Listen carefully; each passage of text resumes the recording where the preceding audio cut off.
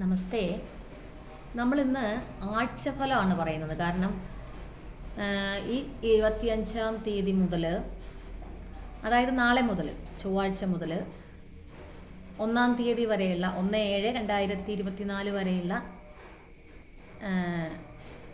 സമയത്തുള്ള അശ്വതി മുതൽ രേവതി വരെയുള്ള നക്ഷത്രക്കാരുടെ ഒരാഴ്ചത്തെ ഫലം, അതാണ് വീഡിയോയിൽ. അപ്പോൾ ആദ്യം നമുക്ക് മേടക്കൂറുകാരെ കുറിച്ചാണ് പറയേണ്ടത്. അതിനു മുമ്പ് ഞാൻ പറയുകയാണ്, ഇത് ആരുടെയും വ്യക്തിപരമായ കാര്യമല്ല എന്ന് മനസ്സിലാക്കി കേൾക്കുക. ഇത് നക്ഷത്രത്തെ ആസ്പദമാക്കിയുള്ള ചരവശാലുള്ള വേദാതി ദോഷങ്ങളൊക്കെ പരിഗണിച്ചുകൊണ്ടുള്ള ഫലമാണ്, അതറിഞ്ഞ് കേൾക്കുക. അപ്പോൾ ആദ്യം മേടക്കൂറുകാരെ കുറിച്ചുള്ള കാര്യം. മേടക്കൂറ് എന്ന് പറയുന്നത് അശ്വതി, ഭരണി, കാർത്തിക നക്ഷത്രത്തിൻ്റെ ആദ്യ കാൽഭാഗമാണ് മേടക്കൂറ്. അവർക്ക് ഈ ഒരാഴ്ചത്തെ ഫലം, അതായത് 25-ാം തീയതി മുതൽ 1/7/2024 വരെയുള്ള കാര്യങ്ങൾ, ആ തീയതി വരെയുള്ള സമയത്ത് ഉണ്ടാകുന്ന കാര്യങ്ങൾ. അപ്പോൾ മേടക്കൂറുകാർക്ക് ധനപരമായിട്ട് ഗുണമാണ്, സ്ഥാനഗുണം ഒക്കെ ലഭിക്കാവുന്ന സമയം, ധൈര്യമൊക്കെ കൂടുന്ന സമയം. എങ്കിലും ആരോഗ്യരംഗം ഒന്ന് ശ്രദ്ധിക്കുക. ഉദര സംബന്ധമായ അസുഖങ്ങൾ അലട്ടിക്കൊണ്ടിരിക്കും. കാര്യാദികൾക്ക് തടസ്സങ്ങൾ നേരിട്ടതിന് ശേഷം കാര്യങ്ങളൊക്കെ നടക്കും.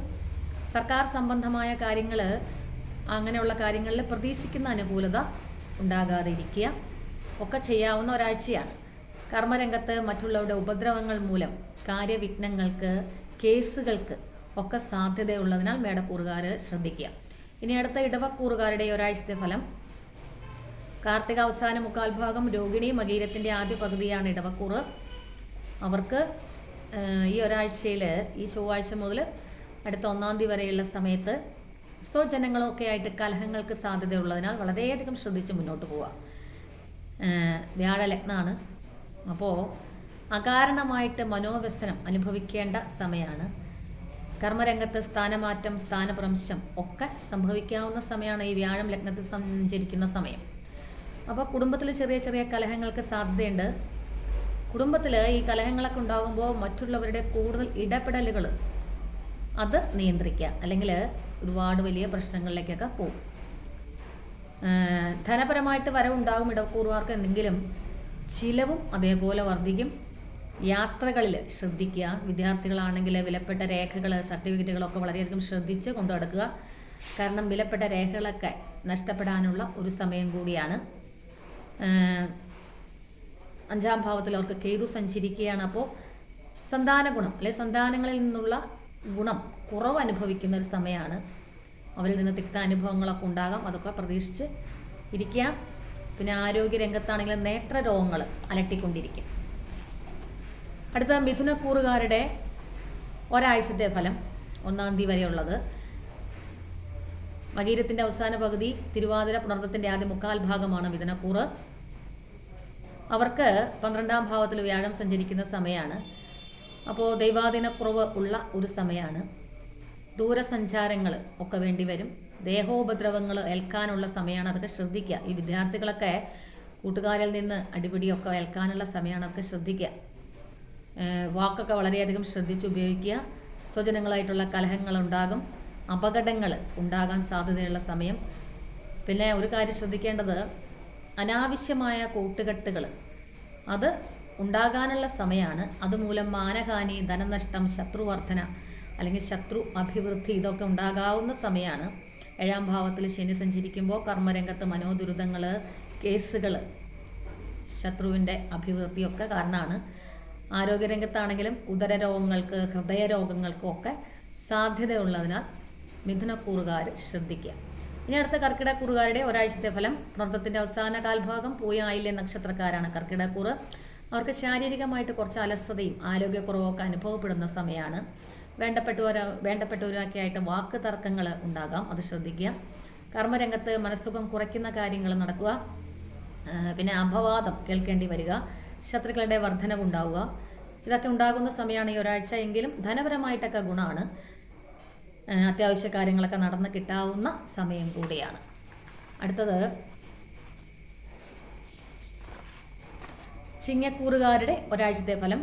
മകം, പൂരം, ഉത്രത്തിൻ്റെ ആദ്യ കാൽഭാഗമാണ് ചിങ്ങക്കൂറ്. അവർക്ക് ഈ ഒരാഴ്ച, അതായത് 1-ാം തീയതി വരെയുള്ള സമയത്ത് ആവശ്യമില്ലാത്ത ബന്ധങ്ങളിൽ ചെന്ന് പെടാവുന്ന സമയമാണ്, അത് ശ്രദ്ധിക്കുക.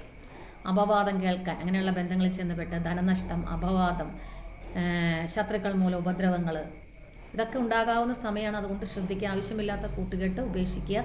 സഞ്ചാരക്ലേശം വർദ്ധിക്കും. കർമ്മരംഗത്ത് എപ്പോഴും ഒരു ഭാഗ്യഹീനത്വം ഉണ്ടാവും. പിന്നെ ഗുരുക്കന്മാരുടെ, വിദ്യാർത്ഥികളൊക്കെയാണെങ്കിൽ വളരെയധികം ശ്രദ്ധിക്കുക. ഗുരുക്കന്മാരുടെ, മാതാപിതാക്കളുടെ ഒക്കെ വിരോധം സമ്പാദിക്കാവുന്ന സമയമാണ്. ആരോഗ്യരംഗവും അത്ര അനുകൂലമാകില്ല. അകാരണമായ, അതായത് ഹോസ്പിറ്റലിലൊക്കെ പോയി കഴിഞ്ഞാൽ കാരണങ്ങൾ കണ്ടുപിടിക്കാൻ കഴിയാത്ത രോഗങ്ങൾ, അങ്ങനെ അകാരണമായ രോഗങ്ങൾ മാനസിക സ്വസ്ഥത കുറയ്ക്കും. ധനവരവ് ഉണ്ടാകുമെങ്കിലും അത് അനാവശ്യമായിട്ട് ചിലവഴിക്കാനും അല്ലെങ്കിൽ അനാവശ്യമായിട്ട് പോകാനും സാധ്യതയുള്ള സമയമാണ് ഈ ഒരാഴ്ച. ഇനി അടുത്ത കന്യക്കൂറാണ്. ഉത്രത്തിൻ്റെ അവസാന മുക്കാൽ ഭാഗം, അത്തം ചിത്തിരയുടെ ആദ്യ പകുതിയാണ് കന്യക്കൂറ്. അവർക്ക് രോഗാരിഷ്ടതകൾക്ക് ഒരു ശാന്തിയൊക്കെ കിട്ടുന്ന സമയമാണ്.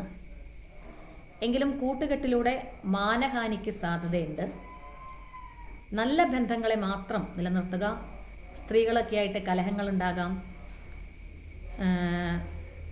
അനാവശ്യ കൂട്ടുകെട്ടും ഒക്കെ ശ്രദ്ധിച്ചാൽ, ആവശ്യമില്ലാത്ത ബന്ധങ്ങളിൽ ചെന്ന് പെടുക, ഇതൊക്കെ ഒന്ന് ശ്രദ്ധിച്ചാൽ കുടുംബജീവിതത്തിലെ ഒരു സമാധാനവും സന്തോഷമൊക്കെ നിലനിർത്താൻ ലഭിക്കാവുന്ന സമയമാണ്.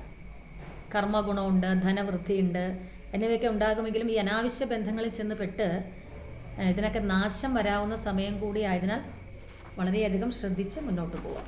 ഇനി അടുത്ത തുലാക്കൂറ്, അതായത് ചിത്തിരയുടെ അവസാന പകുതി, ചോതി വിശാഖത്തിൻ്റെ ആദ്യ മുക്കാൽ ഭാഗമാണ് തുലാക്കൂറ്. അവർക്ക് ഈ ഒരാഴ്ച, അതായത് നാളെ മുതൽ 1-ാം തീയതി വരെയുള്ള സമയം, കുടുംബത്തിൽ നിന്നൊക്കെ ഒരു വിരഹം, കുടുംബത്തിൽ നിന്നൊക്കെ അകന്നു നിൽക്കേണ്ടി വരുന്ന ഒരു സമയം. കർമ്മരംഗത്ത് ഒരു മനസ്വസ്ഥ കുറവ് അനുഭവിക്കാനുള്ള യോഗം. ആരോഗ്യരംഗത്താണെങ്കിൽ നേത്രരോഗങ്ങൾ, ശിരോരോഗങ്ങൾ, ഉദരരോഗങ്ങൾ എന്നിവയൊക്കെ അലട്ടാവുന്ന സമയം. പുറത്തുനിന്ന് ഭക്ഷണം കഴിക്കുമ്പോഴൊക്കെ വയറിന് എന്തെങ്കിലുമൊക്കെ അസുഖങ്ങൾ ഉണ്ടാവാൻ സാധ്യതയുള്ള സമയമാണ്. കുടുംബത്തിലെ വാക്കുകൾ, പ്രവർത്തികളൊക്കെ ഒന്ന് ശ്രദ്ധിക്കുക. ചെറിയ കലഹങ്ങളെ വലുതാക്കാതെ നോക്കുക. മറ്റുള്ളവരുടെ ഇടപെടലുകളെ നിയന്ത്രിക്കുക. അതൊക്കെ നിയന്ത്രിച്ചാൽ കുടുംബത്തിലൊരു സമാധാനവും സന്തോഷമൊക്കെ നിലനിർത്താൻ പറ്റും. വസ്ത്ര ആഭരണാദി ലാഭമൊക്കെ ഉണ്ടാകും. പിന്നെ വിദ്യാർത്ഥികളെ കൂട്ടുകെട്ട് വളരെയധികം ശ്രദ്ധിക്കുക. കൂട്ടുകെട്ടിൽ നിന്ന് ദേഹോപദ്രവങ്ങളെ ഏൽക്കാനുള്ള സമയം കൂടിയാണ് തുലാക്കൂറുകാർക്ക്. അത് വളരെയധികം ശ്രദ്ധിക്കുക. ഇനി അടുത്ത് വൃശ്ചികക്കൂറുകാരുടെ ഒരാഴ്ചത്തെ ഫലമാണ്. വിശാഖം അവസാന കാൽഭാഗം, അനിഴം തൃക്കേട്ട നക്ഷത്രക്കാരാണ് വൃശ്ചികക്കൂറുകാർ. അവർക്ക് കുടുംബത്തിൽ നിന്നൊരു വിരഹം അനുഭവിക്കേണ്ടി വരുന്ന സമയമാണ്. സന്താന ഗുണമൊക്കെ ഉണ്ട്. ധൈര്യമൊക്കെ കൂടും. ധനലാഭം ഉണ്ടാവും. ശത്രുവർദ്ധനവ് ഉണ്ടാകും. അത് മനസ്വസ്ഥത കുറച്ചുകൊണ്ടിരിക്കും. കർമ്മവിഘ്നങ്ങൾ നേരിടുമെങ്കിലും കാര്യവിജയങ്ങളും ഉണ്ടാവും.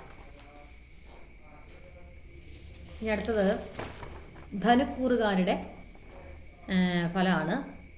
മൂലം, പൂരാടം, ഉത്രാടത്തിൻ്റെ ആദ്യ കാൽഭാഗമാണ് ധനുക്കൂറ്. അവർക്ക് നാളെ മുതൽ 1-ാം തീയതി വരെയുള്ള കാര്യങ്ങൾ, കൃഷി ഗുണം ഒക്കെ ഉള്ളൊരു സമയമാണ്. ധനലാഭം ഒക്കെ ഉണ്ടാവും.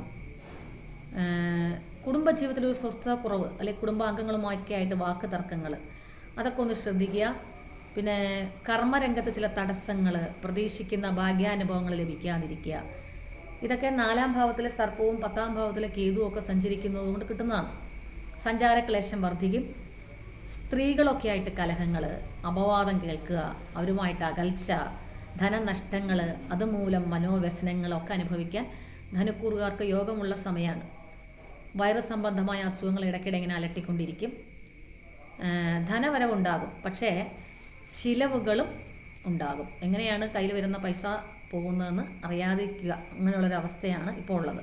ഇനി അടുത്ത മകരക്കൂറുകാർ, അതായത് ഉത്രാടത്തിൻ്റെ അവസാന മുക്കാൽ ഭാഗം, തിരുവോണം അവിട്ടത്തിൻ്റെ ആദ്യ പകുതിയാണ് മകരക്കൂറ്. അവർക്ക് അഭീഷ്ടസിദ്ധി, കൃഷി ഗുണം, സഞ്ചാരക്ലേശം കൂടും, കുടുംബസുഖമൊക്കെ കിട്ടും, പ്രഭാവമൊക്കെ വർദ്ധിക്കും, ധനലാഭമൊക്കെ ഉണ്ടാകും. എങ്കിലും ഇവരുടെ ദുഷ്ടജനസംസർഗം ഇതിനെല്ലാം കുറവ് വരുത്തും എന്ന് മനസ്സിലാക്കിയിട്ട് കൂട്ടുകെട്ടൊക്കെ ഒന്ന് ശ്രദ്ധിക്കുക. ആവശ്യമായ ബന്ധങ്ങളെ നിലനിർത്തുക. ഇനി അടുത്തത് കുംഭക്കൂറുകാരുടെ അവിട്ടത്തിൻ്റെ അവസാന അരഭാഗം, ചതയം, പുരുട്ടാതിയുടെ ആദ്യ മുക്കാൽ ഭാഗമാണ് കുംഭക്കൂറ്. ഇവർക്ക് അഗ്നി ഭയം, അഗ്നിയിൽ നിന്നോ വിഷസംബന്ധമായോ ഒക്കെയുള്ള പ്രശ്നങ്ങൾ നേരിടേണ്ടി വരുന്ന സമയമായതിനാൽ ശ്രദ്ധിച്ച് മുന്നോട്ട് പോവുക. മാനഹാനി, നമ്മളറിയാത്ത കാര്യങ്ങളിൽ ചെന്നുപെട്ട് മാനഹാനിക്കുള്ള സമയമാണ്. സ്വജനങ്ങളുമായിട്ട് വാക്ക് തർക്കങ്ങൾ, ബന്ധുക്കൾക്ക് നാശം, സഞ്ചാരക്ലേശം വർദ്ധിക്കും, ശത്രുവർദ്ധനവുണ്ടാകും. എങ്കിലും കാര്യവിജയവും സൗഭാഗ്യവും ധനസമൃദ്ധിയും സന്താന ഗുണവും അഭിമാനവും ഒക്കെ കുംഭക്കൂറുകാർക്ക് ഉണ്ടാവും. ഇനി അടുത്തത് മീനക്കൂറാണ്. പൂരിട്ടാതിയുടെ അവസാന കാൽഭാഗം, ഉത്രട്ടാതി രേവതി നക്ഷത്രക്കാരാണ് മീനക്കൂറ്. അവർക്ക് ഈ ഒരാഴ്ച, അതായത് നാളെ മുതൽ 1-ാം തീയതി വരെയുള്ള ഈ ഒരാഴ്ച അവർക്കും വിഷ അഗ്നി ഭയം, അതായത് ഈ വിഷ അങ്ങനെയുള്ള സംഭവങ്ങൾ കേൾക്കുക, അഗ്നി സംബന്ധമായ പ്രശ്നങ്ങൾ നേടേണ്ടി വരിക, ഇതങ്ങനെയൊക്കെയുള്ള കാര്യങ്ങളൊന്ന് ശ്രദ്ധിക്കുക. സഞ്ചാരക്ലേശം വർദ്ധിക്കും. ഇവർക്കും ശത്രു വർധനവുണ്ടാവും. 3-ലെ വ്യാഴാണ്. അപ്പോൾ ഒരു സ്ഥാനഭ്രംശം, കാര്യവിഘ്നങ്ങൾ ഇതൊക്കെ ഉണ്ടാകാവുന്ന സമയമാണ്. സ്ത്രീകൾ മൂലം ശത്രുത, അവരുടെ ശത്രുത സമ്പാദിക്കാവുന്ന സമയം. അല്ല, അവരുമായിട്ട് കലഹങ്ങൾ, പങ്കാളിയുമായിട്ട് കലഹങ്ങളൊക്കെ ഉള്ള സാധ്യതയാണ്. എങ്കിലും ഇവർക്കൊരു ധൈര്യം മുന്നിട്ട് നിൽക്കും. അതും കുറച്ച് പ്രശ്നങ്ങൾക്കൊക്കെ കാരണമാകും. അതുകൊണ്ട് വാക്കും പ്രവൃത്തിയും ഒക്കെ വളരെയധികം ശ്രദ്ധിച്ച് മുന്നോട്ട് പോവുക. ഇത് അശ്വതി മുതൽ രേവതി വരെയുള്ള നക്ഷത്രക്കാരുടെ ഒരാഴ്ചത്തെ ഫലമാണ്. ചാരവശാലുള്ള ഫലമാണ്, വ്യക്തിപരമായ കാര്യങ്ങളല്ല. അതറിഞ്ഞ് കേൾക്കുക. ഇപ്പോൾ ഈ പറഞ്ഞ കാര്യങ്ങൾ ജാതകത്തിൽ ദോഷ സമയമാണെങ്കിൽ കൂടുതൽ ദോഷം അനുഭവിക്കും. അപ്പോൾ അതൊക്കെ വളരെ ശ്രദ്ധിച്ച് മുന്നോട്ട് പോവുക. അപ്പോൾ എല്ലാവരും ഈശ്വരൻ അനുഗ്രഹിക്കട്ടെ എന്ന് ഒരിക്കൽ കൂടി പ്രാർത്ഥിക്കുന്നു. എല്ലാവർക്കും